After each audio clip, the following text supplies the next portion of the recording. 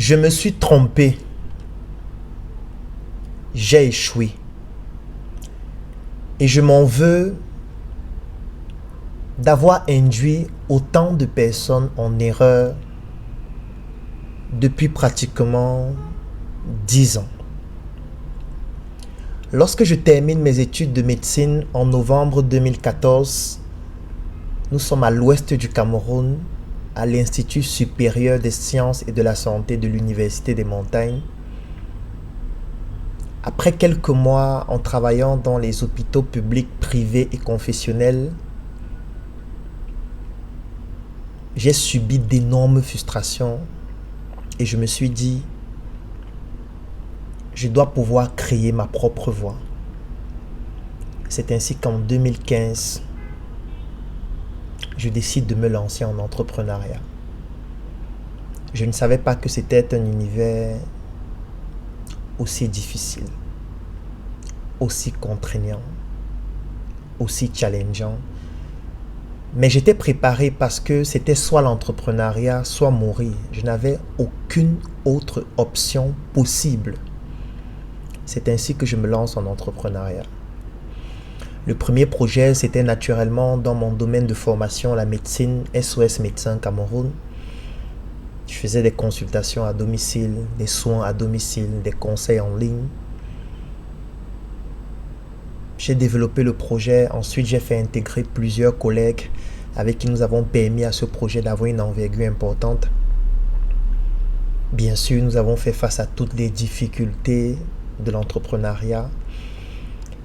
Et après, je me suis dit, est-ce que je ne pourrais pas partager mon expérience, mes échecs avec d'autres entrepreneurs et surtout avec d'autres jeunes pour leur dire, voici ce que j'ai fait, voilà ce que j'ai mal fait et je vous recommande plutôt de faire de cette façon.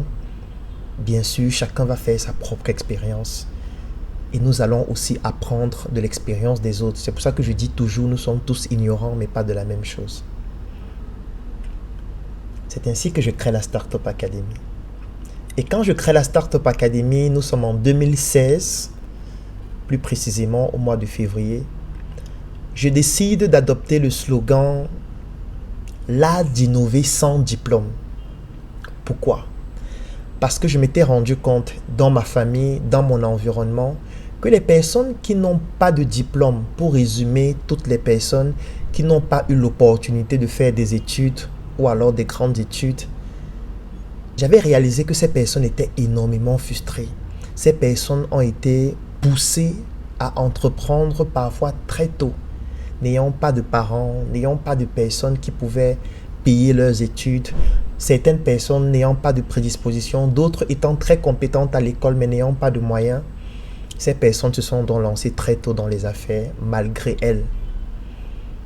Et en adoptant le slogan « L'art d'innover sans diplôme », c'était pour toucher ces personnes-là. C'était pour leur faire comprendre que même si tu n'as pas de diplôme, même si tu n'as pas eu l'opportunité de faire des études, tu peux entreprendre, tu peux innover, tu peux réussir. C'est ce que je disais. C'est un slogan qui a très bien fonctionné parce que effectivement, les personnes qui entreprennent le plus, ce sont les personnes qui, la plupart des fois, ont eu des difficultés à l'école, ont eu des frustrations quelconques. Et du coup, c'est un slogan qui fonctionnait. Mais lorsque je jette un regard rétrospectif sur mon parcours entrepreneurial, spécifiquement dans le projet Startup Academy, ça fait pratiquement 8 ans déjà, je me rends compte que beaucoup de personnes ont échoué. Beaucoup de personnes se sont cassées la gueule. Beaucoup de personnes sont tombées dans la dépression. J'ai vu des personnes mourir psychologiquement, mourir spirituellement, mourir physiquement parce que les projets étaient compliqués, les difficultés de la vie, la cellule, la prison. Et parfois, je me sentais un peu responsable de tout ça en me disant, est-ce qu'au final, je n'ai pas poussé les gens à se lancer dans quelque chose d'aussi difficile? Je vais prendre un exemple précis pour que vous puissiez comprendre ce que j'explique depuis le début. Par exemple, à la Startup Academy, l'une de nos activités, c'est la production de contenu.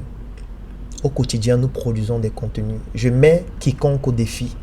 Il n'existe aucune structure au Cameroun qui est sur Internet, qui fait dans notre secteur d'activité, qui produit plus de contenu que la Startup Academy ou que Claudel Numbissier ou que le Claudel Numbissier International Consulting, du moins nos différentes communautés. Il n'existe aucune structure au Cameroun. Je n'ai pas envie d'aller au-delà du Cameroun parce que je n'ai pas encore mené suffisamment d'études. Mais au Cameroun, il n'existe aucune structure qui fait dans notre secteur d'activité qui produit autant de contenu. Texte, vidéo, reportage et tout ce qui va avec. Moi seul, j'ai plus de 10 000 vidéos sur Internet. 10 000 vidéos en pratiquement 10 ans. Je ne connais aucune autre personne dans mon secteur d'activité qui a autant de contenu en ligne. Maintenant, on pourrait entrer dans le débat. Est-ce que ces vidéos sont pertinentes? Tu racontes des bêtises? Tu connais quoi? Oui, vous qui connaissez beaucoup de choses, produisez aussi des vidéos et donnons-nous rendez-vous dans 1 an seulement. Et on verra quels seront les résultats. Parce que c'est facile de s'asseoir au banc de touche et de juger ceux qui sont sur le terrain. Vous qui êtes intelligent, vous qui êtes très compétent, vous qui êtes les tenants de la science, Internet c'est disponible. Créer une page Facebook c'est gratuit. Vous pouvez créer votre page, vous commencez à produire des contenus intellectuels, intelligents, plus savants que les bêtises que Claudel fait. Et on se donne rendez-vous dans 1 an pour voir un peu quels sont les résultats.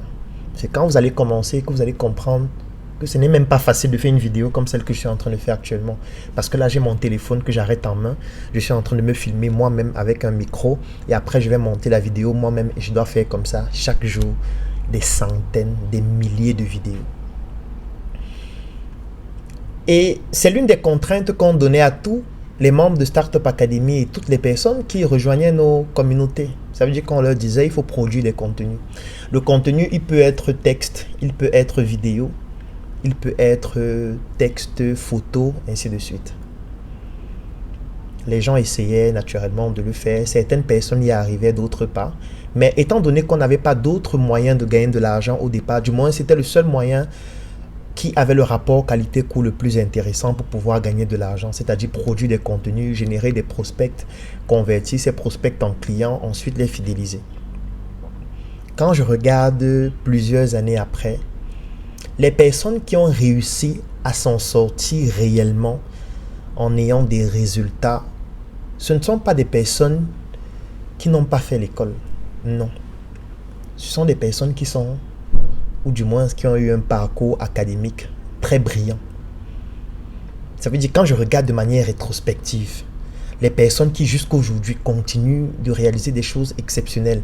Je peux parler de nos meilleurs vendeurs, je peux parler de nos meilleurs managers, je peux parler des personnes qui se démarquent dans les ressources humaines, qui se démarquent dans la création, que ce soit photo, vidéo et tout le reste.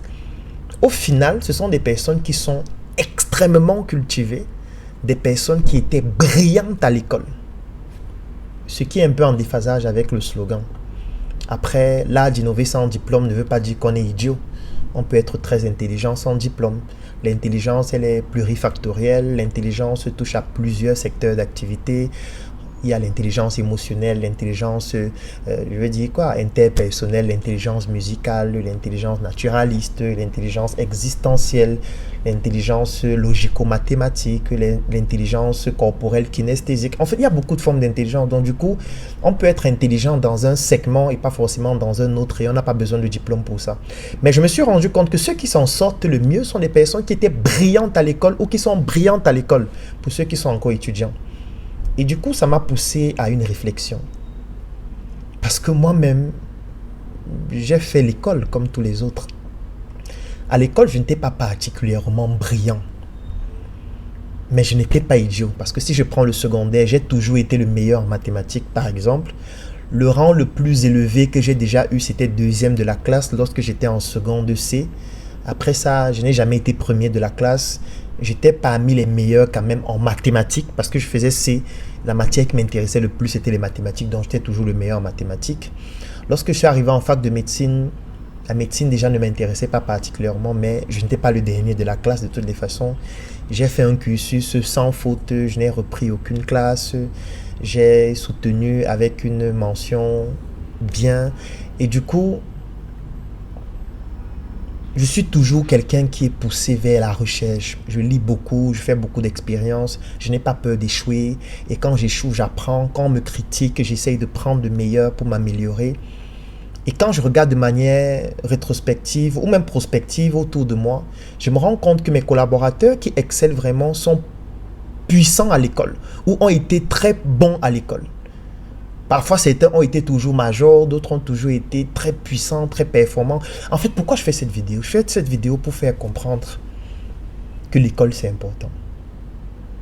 Au final, l'école, c'est fondamental. On va dire ce qu'on va dire. Oui, l'école coloniale, l'école des Blancs, l'école ceci, tributaire de machin. Oui, moi-même, j'ai écrit le livre « Le jeune entrepreneur africain » qui était l'un de mes, je pense, mon 3e livre, oui. J'en ai publié 11 à ce jour. Et je veux conclure en disant que l'école, c'est important. Si vous avez l'opportunité de faire l'école, faites-le. Si vous n'avez pas cette opportunité, utilisez Internet pour apprendre, pour vous documenter.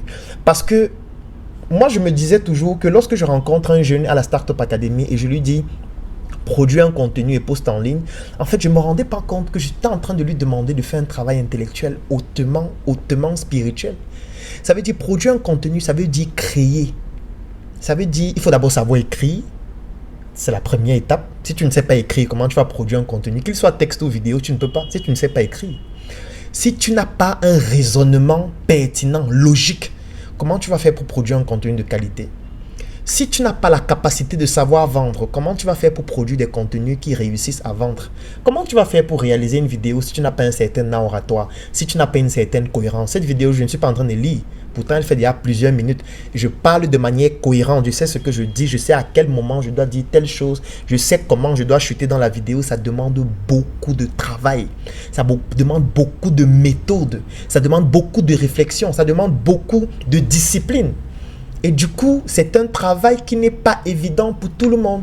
Il y a des personnes qui gagneraient mieux à se balader en route avec leurs produits pour vendre. D'autres personnes qui gagneraient mieux à se placer dans une boutique pour vendre. Ce n'est pas tout le monde qui peut produire des vidéos, produire des textes, produire des contenus régulièrement. Ce n'est pas tout le monde qui a une intelligence intrapersonnelle qu'on appelle encore l'intelligence émotionnelle pour assumer la responsabilité de ce qu'on dit sur le plan émotionnel, pour pouvoir se mettre au-dessus des critiques et pouvoir regarder de manière holistique afin de pouvoir développer un point de vue qui est dénué de toute émotion pour pouvoir toujours s'améliorer. Ce n'est pas évident. Moi, je croyais que c'était évident. Donc, quand je rencontrais quelqu'un, je lui disais non, produis une vidéo. Après, la personne ne le faisait pas, ça m'énervait. Alors qu'en fait, j'étais en train de demander à cette personne de faire un travail hautement intellectuel. L'école, c'est important. La lecture, c'est important. Se documenter, c'est important. Faire des expériences, c'est important. On ne pourra pas développer l'Afrique si on n'a pas des ingénieurs compétents, si on n'a pas des médecins excellents, si on n'a pas des personnes qui maîtrisent la science. Moi, j'ai décidé d'être celui-là qui montre aux scientifiques africains, aux intellectuels africains, que vous pouvez oser. Moi, je suis en train d'oser depuis pratiquement 10 ans. J'encaisse des coups énormes. Mais j'ai décidé d'être le flambeau qui doit permettre de montrer aux autres intellectuels africains que c'est possible. N'ayons plus honte, ne restons plus cachés. Ne disons plus que voilà, un homme mature parle peu. Non, c'est parce qu'on parle peu que la médiocrité est en train de devenir l'étalon de notre société. Parce que les médiocres, eux, ils ne parlent pas peu. Les médiocres, eux, ils parlent beaucoup. Les idiots, comme le cerveau est vide, ils passent le temps à bavarder à longueur de journée. Et du coup, comme les intellectuels disent qu'un homme mature et intellectuel parle peu, vous laissez donc les idiots parler à longueur de journée. Et l'idiotie, la médiocrité devient l'étalon de la société. C'est la raison pour laquelle on a un pays, un continent qui ne se développe pas. Si tu es un intellectuel, ceci est un cri d'appel. Lève-toi. L'Afrique a besoin de toi. Soyez un roi, soyez une reine, soyez une princesse, soyez chic, soyez élégant. Arborez des vêtements et accessoires haut de gamme qui vous donnent une valeur, une identité. C'est apprécié le linge, y'a du top dans les fringues, c'est du sur mesure. Qualité dans le vêtement, évidemment, c'est du sur mesure. Ça épouse le corps à la perfection. Captivant ton regard, tu te demandes si c'est Papa God qui a pris les mesures. Normal, c'est du sur mesure. La marque des leaders.